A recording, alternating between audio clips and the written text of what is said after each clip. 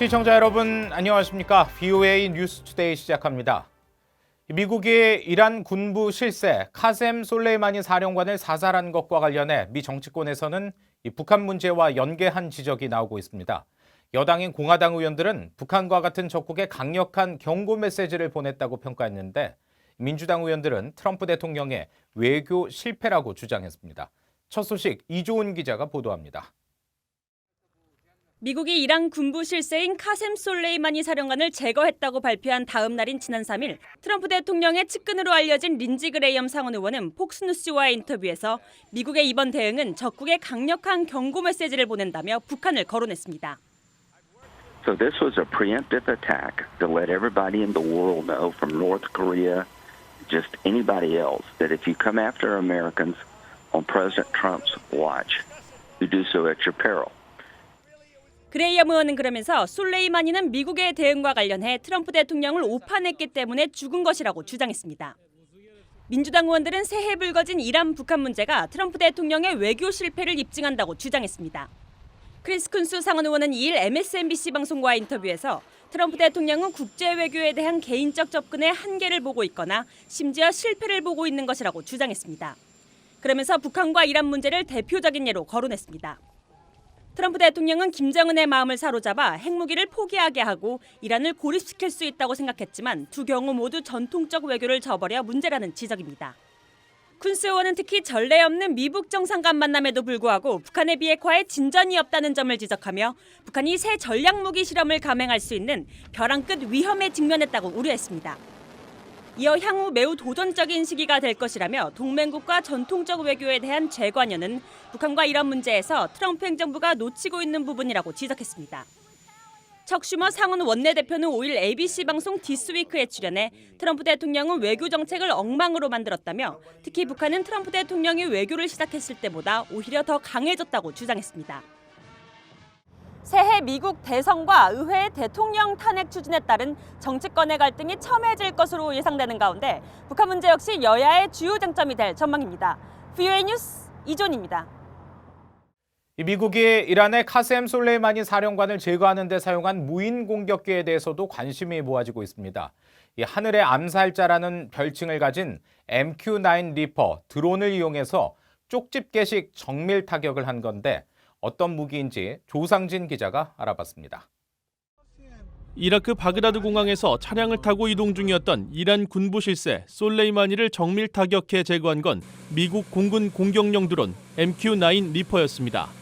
이번 솔레이마니 제거 작전은 실시간으로 솔레이마니의 동선을 추적해 공격하는 임기 표적 방식으로 진행됐는데 비밀정보원과 통신감청, 첩보위성, 드론 등 미국의 첨단 정찰 수단을 모두 동원해 솔레이마니 동선을 확인했고 MQ-9을 투입해 쪽집게처럼 표적을 타격했습니다. 세계 주요 언론들은 적대국가 주요 요인을 대규모 군사력 동원 없이 제거할 수 있다는 것을 보여줬다는 점에서 충격적이라고 전했습니다. 하늘의 암살자로 불리는 MQ-9은 고고도에서 장시간 비행할 수 있는 무인 공격기로 현재 90여 대가 실전 배치됐습니다. 최첨단 관측 표적 확보 장치가 장착돼 있고 표적의 일거수일투족을 감시하며 동선을 파악하기 때문에 따돌리기는 거의 불가능한 것으로 알려졌습니다. We see anything from going to the grocery store to washing their laundry outside.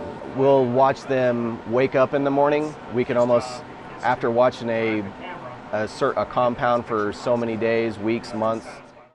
MQ-9 리퍼에는 1.7톤의 무기를 탑재할 수 있는데 특히 일명 닌자 폭탄으로 불리는 개량 헬파이어 미사일이 MQ-9에 탑재된 것으로 알려졌습니다.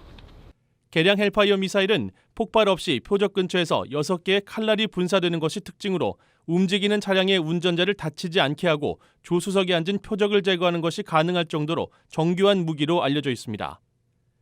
주한미군은 지난 2018년부터 MQ-9과 비슷한 MQ-1C 그레이 이글 공격용 드론 12대를 운영하고 있습니다. MQ-9 리퍼보다 약간 작지만 무장 능력은 비슷한 데다 한반도 전역을 고화질로 감시할 수 있는 능력을 갖춰 북한군은 해마다 드론 대응 훈련을 강화해온 것으로 알려지기도 했습니다. 미국의 언론과 전문가들은 최첨단 장비를 이용한 미국의 같은 제거 작전이 북한 김정은 위원장에게 경고와 압박이 될 것이라면서 북한 김정은 위원장이 공개 활동을 자제하고 동선을 숨기려 할 가능성이 크다고 전망했습니다. VOA 뉴스 조상진입니다.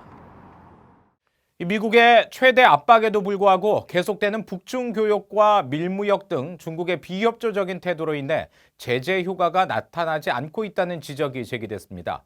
이 제재에 대한 이런 구멍 때문에 북한이 핵과 미사일 역량을 계속 키우고 있다는 건데요. 김칸희 기자가 취재했습니다.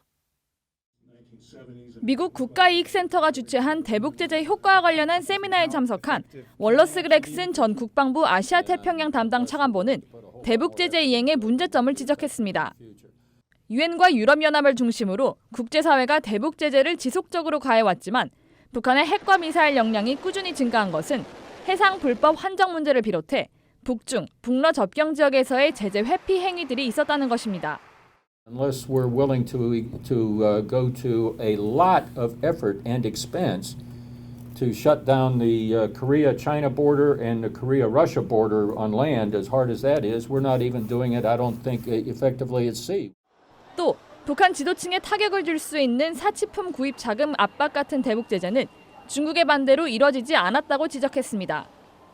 2000년 방코델타 아시아은행의 금융 동결 전략도 북한 지도층의 사치품 구입 자금을 표적 삼아 효과적일 수 있었지만 결과적으로 중국이 개입해 효과를 보지 못했다는 설명입니다.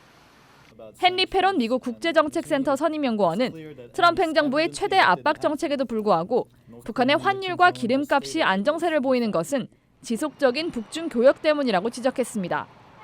또 공식 통계에 잡히지 않는 밀수와 대북 지원을 감안하면 중국은 훨씬 더 큰 영향을 미칠 것이라고 밝혔습니다.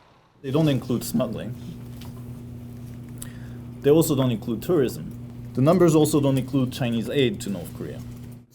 미국 외교정책단체 디펜스 프라이오리티스의 데니얼 데이비스 선임연구원은 북한이 원하는 제재 완화는 구체적인 비핵화 조치가 있어야 가능하다고 강조했습니다.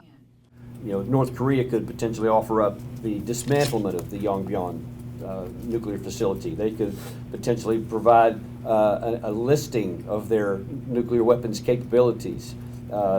They could potentially move some forces back, some of the artillery forces. They could physically move them back out of range of Seoul. 데이비스 연구원은 또 북한의 조치가 있기 전까지는 평화협정 체결과 북한이 적대 행위라고 부르는 대규모 연합훈련 중단 같은 조치들은 없을 것이라고 전망했습니다. VOA 뉴스 김칸입니다. 미국과 한국, 일본이 이번 주 워싱턴에서 고위급 안보 협의를 갖고 북한의 도발 가능성 등 올해 한반도 정세를 논의할 것으로 알려졌습니다. 정의용 청와대 국가안보실장은 미국 워싱턴에서 8일 로버트 오브라이언 백악관 국가안보보좌관과 기타무라 시게루 일본 국가안전보장국장 등과 만나기 위해 6일 출국했다고 한국 언론들이 보도했습니다. 세 사람은 북한 김정은 위원장이 최근 노동당 전원회의에서 새로운 전략무기를 거론하고 핵과 대륙간 탄도미사일 실험 유예 중단을 시사하는 등 도발 가능성이 제기된 상황에 대한 평가를 공유하고 미북 협상 재개 방안 등을 논의할 것으로 알려졌습니다. 안토니우 구테우스 유엔 사무총장은 새해 국제 정세와 관련해 지정학적 긴장감이 이번 세기 들어서는 최고 수위라고 우려를 표시했습니다. 구테우스 총장은 6일 유엔 본부에서 기자들에게 이같이 말하며 특정 국가를 언급하지 않은 채 긴장 고조 속에 더 많은 국가가 예측 불가능한 결정을 내리면서 예측 불가능한 결과와 중대한 오판의 위험으로 이어질 수 있다고 경고했습니다. 그러면서 전 세계 지도자들을 향해 긴장 조성을 중단하고 최대한 자제하며 대화를 것을 촉구한다고 말했습니다.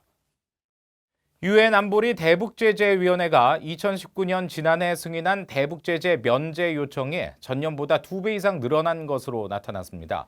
지난해까지 대북제재위원회를 이끌었던 유엔 주재 독일 대표부가 지난달 20일 유엔 안보리에 제출해 6일 공개된 연례 보고서에 따르면 지난해 대북제재위는 모두 38건의 대북 인도적 지원에 대한 제재 면제를 승인했습니다. 앞서 2018년 제재위가 면제를 승인한 사례는 모두 17건으로 1년 동안 제재 면제 승인 건수는 2배 이상 늘었습니다. 미국 국무부 난민 입국 현황 자료에 따르면 2019년 지난해 난민 자격으로 미국에 입국한 탈북민은 한 명도 없는 것으로 나타났습니다. 탈북민들이 난민 자격으로 미국에 정착하기 시작한 2006년 이후 미국에 입국한 탈북 난민이 한 명도 없는 것은 지난해가 처음입니다. 전년도인 2018년에는 탈북민 6명이 난민 주의를 받아 미국에 입국하는 등 2006년 처음으로 탈북 난민이 들어온 것을 시작으로 지금까지 모두 218명이 미국에 정착했습니다. 이상으로 VOA 뉴스투데이 마칩니다. 함께해 주신 여러분 고맙습니다.